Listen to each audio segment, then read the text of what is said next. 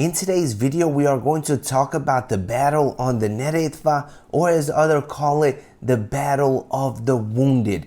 This is a battle that took place inside of Bosnia in World War II. And I will show you some awesome footage from the actual site in this video. But let me quickly recap the battle on the Neretva. It was a battle between the Axis powers, which included Nazi Germany. It also included Italy, the Croatian Ustaša radicals, also the Serbian Chetniks radicals as well. All four of them pretty much united to eliminate the Yugoslavian Partisans, which were controlled by Tito. Unfortunately for the Axis, Tito and the Partisans gave them a humiliating defeat on the Neretva. So to pretty much sum it up, the Yugoslavian Partisans were surrounded on all sides. On one side they had the German Nazis, the Italians, the Croatian Ustaša, and in the south they were surrounded by Serbian Chetniks, who pretty much all wanted to eliminate Tito's forces and the Yugoslavian Partisans. The Partisans were forced to pull back from the areas that they controlled, and during this period they suffered a lot of casualties and a lot of wounded soldiers. Over 4,500 soldiers were wounded when they were pulling out of these areas.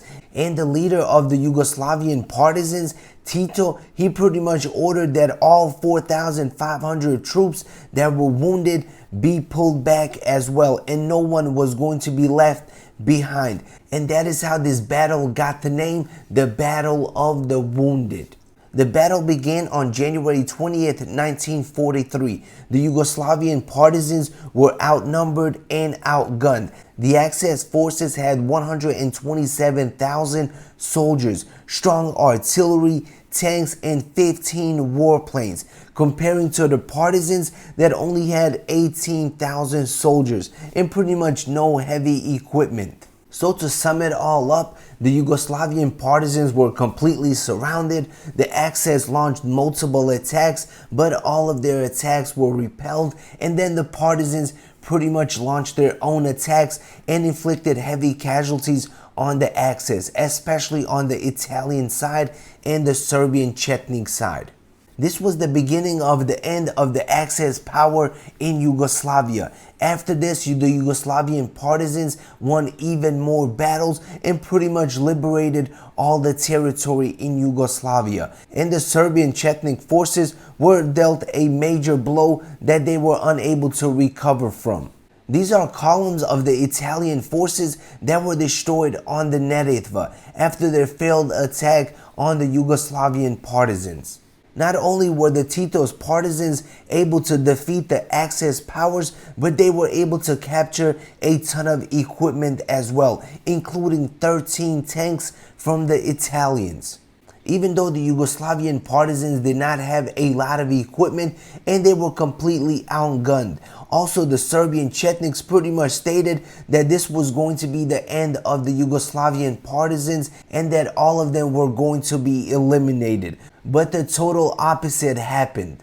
With Tito's leadership, the Yugoslavian Partisans were pretty much able to liberate the entire country. Here's a picture of Italians and the Serbian Chetniks in Jablanica in 1943. And the video that I'm about to show you next is from this actual town of Jablanica, but 70 years later. One final thing that I would like to mention, in the majority of the Balkan wars, Bosnia, Croatia, Serbia, Montenegro, they pretty much end up being used and they pretty much end up being puppets of other bigger powers. And in this situation, it was no different. Croatia and the Serbian Chetniks were pretty much puppets of the Axis. Adolf Hitler and Benito Mussolini from Italy had an agreement that they were going to use the Ustaša and the Serbian Chetniks to eliminate the Yugoslavian Partisans. And once the Yugoslavian Partisans were eliminated, they were going to completely disarm and eliminate the Serbian Chetniks. So the Axis pretty much used these states as puppets to do their dirty work. And now let me show you some footage from the actual site where these battles took place 70 years later. As you can see, that is the bridge that got destroyed by the Yugoslavian partisans. It is a railroad bridge that was transporting weaponry and supplies to the Axis powers.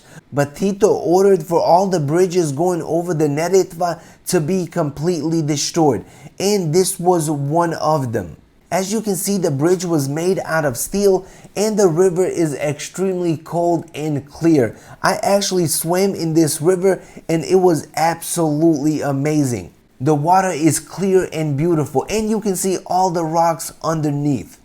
I took some video footage from the bridge nearby, but I also decided to walk down to the actual area so I can get a better shot of the bridge. And I'm glad I did. On my way there, I was able to see the museum that was dedicated to this battle. And here's some pictures from the museum. Obviously, this is not a full tour of the museum. If you are ever in the area, I highly suggest you stop by and check this place out.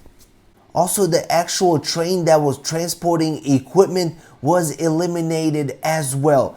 Parts of the train ended up in the river. Other parts of the train made it across. After the bridge was eliminated, Tito's partisans built another bridge within a day, and they used the wooden bridge to attack while this one was down. But I have to be completely honest, the majority of the monuments from Yugoslavia, from World War II, from World War I, in many Balkan countries are not being maintained. The grass is growing everywhere, the infrastructure is pretty much falling apart. Also, there's graffiti everywhere. I was also able to get some footage from this awesome artillery piece.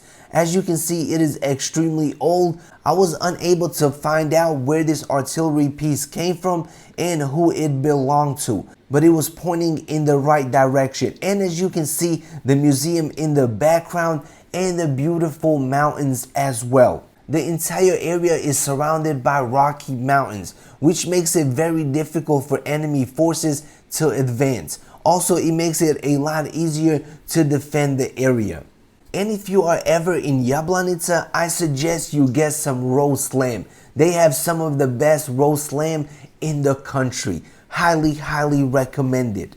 Here's some footage of me driving through Jablanica. As you can see, the town is still standing and the population is still there. Obviously, a lot of the buildings are very old, probably from the 60s, 70s, and 80s, and a very few newer buildings. And when you are leaving Jablanica, you are going to go on top of this hill where you'll be able to see the entire town, the entire city, and where all the battles took place. You'll be able to see the Neretva River, the bridges, and pretty much all the surrounding hills and mountains. The view, in my opinion, was absolutely amazing.